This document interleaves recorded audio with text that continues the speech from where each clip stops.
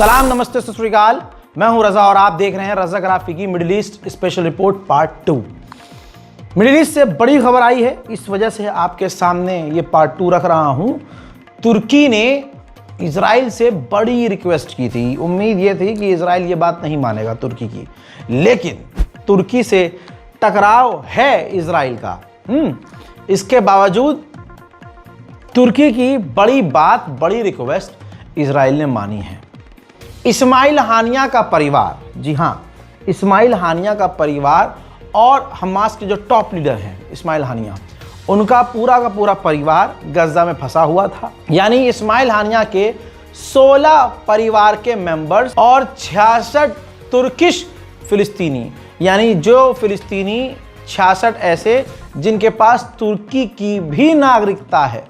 तो 66 ये तुर्किश फिलिस्तीनी और 16 इस्माइल हानिया के परिवार के मेंबर, इन सबको तुर्की ने रिक्वेस्ट की थी कि आप हमें इनको तुर्की लाने दीजिए और गाज़ा से सेफली निकलने दीजिए। इजराइल ने यह बात मान ली है। अब इस्माइल हानिया का पूरा परिवार और 66 तुर्किश फिलिस्तीनी सेफली तुर्की पहुंच चुके हैं। अब देखिए, तुर्की का पड़ोसी एक मुल्क है ग्रीस, वो कट्टर दुश्मन है तुर्की का, खतरनाक लेवल पर। तुर्की ने जब भारत को मुसीबत पैदा करी, भारत के खिलाफ जो पाकिस्तान का साथ दिया, तो ग्रीस को भी भारत ने हथियार भेजे, बेचे बढ़िया करके हथियार।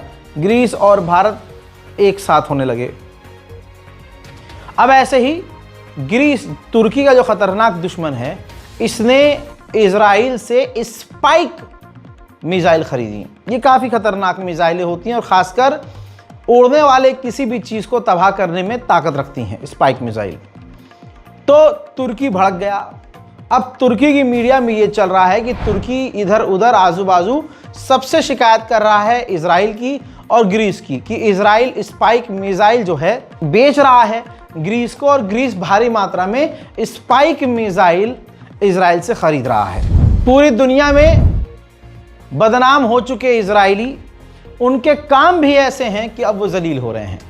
थाईलैंड के अंदर एक इजरायली शख्स ने, जो थाई टेम्पल, थाई मंदिर होता है, उसके अंदर घुस कर जो चंदे का पैसा होता है, जो मंदिर का डोनेशन होता है, जो भगवान के आगे चढ़ाया जाता है, उसमें चोरी कर ली। सीसीटीवी कैमरे में रिकॉर्ड हो गया और जब बवाल हुआ तो उस इजरायली नागरिक को गिरफ्तार कर लिया गया है।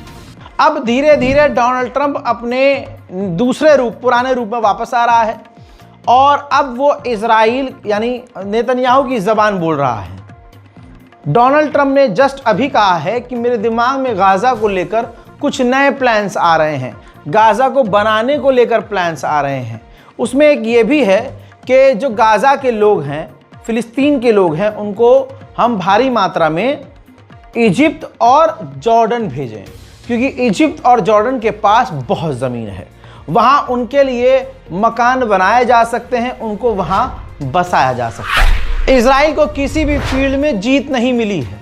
हाँ, वो दुनिया के सामने इंसानियत का कातिल ज़रूर बन गया है और अपनी इमेज को ठीक करने के लिए अपने मुल्क का खरबों रुपया वो खर्च करने के लिए तैयार और खर्च कर भी रहा है। तो बताइए ये जीत कैसी है? अब इजराइल कहीं से भी अब बुरी तरह से हारता है तो इजराइल अमेरिका एक दूसरे की तारीफ करना शुरू कर देते हैं। वही नेतन्याहू कर रहा है।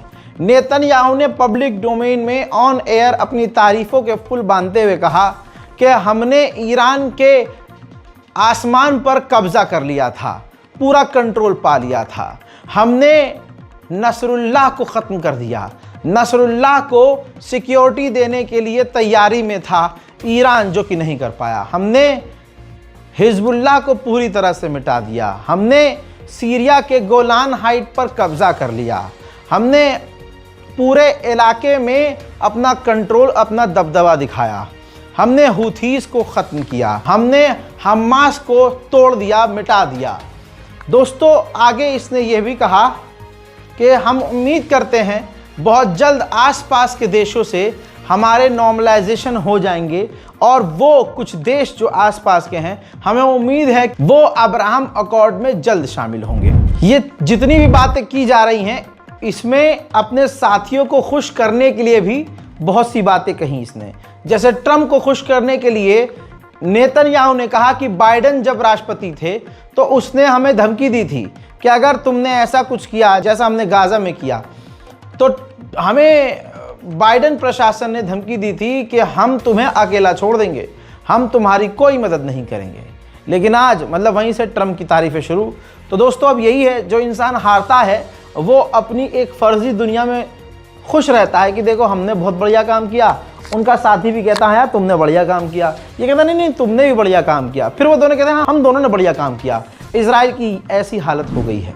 वहीं बात कब्जे की करें तो वेस्ट बैंक के नेबुलस के इलाके में इजराइल ने 70,000 मीटर स्क्वायर पर कब्जा कर लिया है और ये कब्जा वो लगातार बढ़ा रहा है और अरब देश अपनी आंखों से देख रहे हैं लेकिन खामोश है। क्या ही फायदा हुआ फिलिस्तीनियों को छोड़ने का।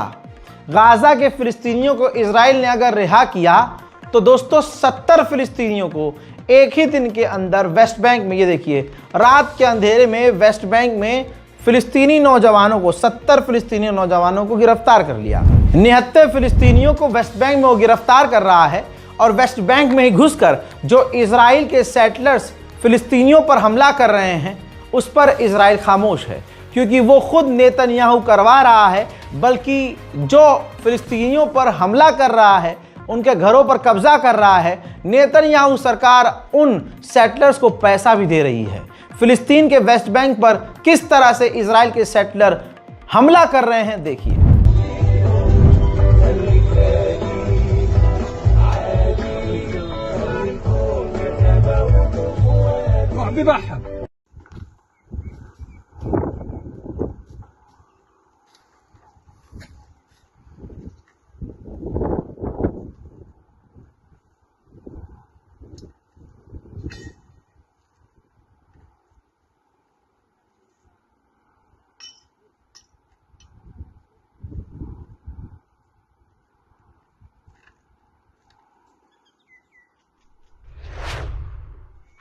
कल दिन में मैंने आपको जो इमरजेंसी ब्रेकिंग न्यूज़ दी थी जिसके अंदर वो बिल्डोज़र इजराइल का चढ़ गया था किसी बम के ऊपर और फट गया था, फिर इजराइल ने पूरी ताकत से हमला किया, उसका भी जिक्र नेतन्याहू ने कर दिया। कहा कि जब हमास ने सीज फायर तोड़ा था तो हमने 153 टन बम उसी वक्त गजा पर गिरा दिए थे। इसके बाद डोनाल्ड ट्रंप का एक वीडियो आया जिसमें वो कह रहे हैं कि हमास सही से बिहेव करेगा, हमास बात मानेगा, अगर उसने ऐसा नहीं किया तो हमास को सिरे से मिटा दिया जाएगा। For the first time ever, we made a deal with Hamas that they're going to be very good, they're going to behave, they're going to be nice, and if they're not, we're going to go and we're going to eradicate them if we have to. They'll be eradicated, and they know that. So they went in, and I don't believe it was the leadership, but they had some rebellion in there among themselves, and they killed some people, a lot of people. But this is a violent group. You probably noticed over the last 100 years. This is a... इसके अलावा दोस्तों Gaza के अंदर एक Israel का drone disbalance हुआ और Gaza की जमीन पर जाकर क्रैश हो गया। अमेरिकी पत्रकार ने डोनाल्ड ट्रंप से पूछा कि आप इस पर क्या कहोगे जो इजराइल ने गाजा पर सीज फायर तोड़कर हमला कर दिया। तो ट्रंप ने कहा अच्छा कब किया। पत्रकार ने कहा कि आज और कल। तो डोनाल्ड ट्रंप थोड़ा सा घबरा गए और उन्होंने कहा कि इस बारे में मैं आपको बाद में बताऊंगा।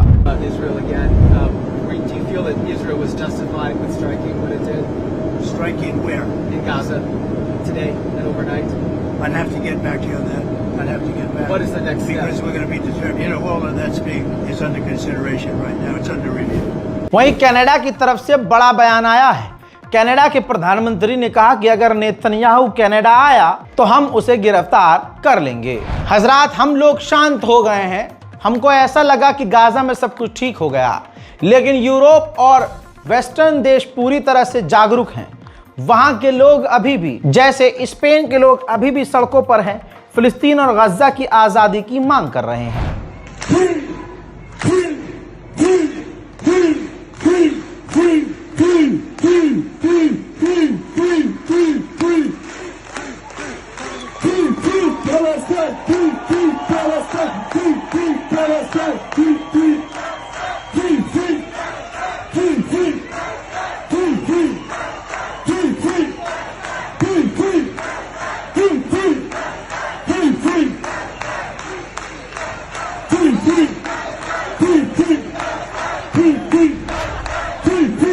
ये आपके लिए नॉर्मल चीज होगी, लेकिन तब आप क्या कहेंगे जब अमेरिका के अंदर कट्टर यहूदी खुद इजराइल के खिलाफ प्रदर्शन कर रहे हैं और मांग कर रहे हैं कि फिलिस्तीन और गाजा पर हमले बंद करो। Distinguished rabbis, Jewish leaders, at this short notice, the entire Jewish community, with inspiration of the Grand Rabbis and the CRC, we were able to organize this mass meeting. It is with mixed emotions of joy and trepidation that we, the community of the American Jews loyal to Hashem and His Torah, have gathered here today in our multitudes, led by our revered Torah sages. We have come here to broadcast two clear messages. One is a message of solidarity and support of our Torah loyal. Israel की सरकार parliament के अंदर एक bill लाएगी, bill पर vote करवाएगी। उस bill में यह है कि अगर वो बिल पास हो गया तो नेतन्याहू के खिलाफ जितने भी करप्शन चार्जेस चल रहे हैं सब खत्म कर दिए जाएंगे। इजराइल ने ऐलान किया है कि हमारा नया air defence system iron beam अगले 2 महीने में तैनात हो जाएगा। हजरात, फिलहाल मिडिल ईस्ट स्पेशल रिपोर्ट में इतना ही। इससे पहले जो आपको मैंने कई अपडेट दिए हैं, जाइएगा देखिएगा, इस बारकोड का इस्तेमाल करके गाजा और फिलिस्तीन की मदद के लिए आगे आइएगा। इस रिपोर्ट को शेयर कीजिएगा, अपनी राय कमेंट में जरूर लिखिएगा। चैनल को सब्सक्राइब कीजिए। मैं हूं रजा और आप देख रहे थे रजाग्राफी अनस्क्रिप्टेड। जय हिंद।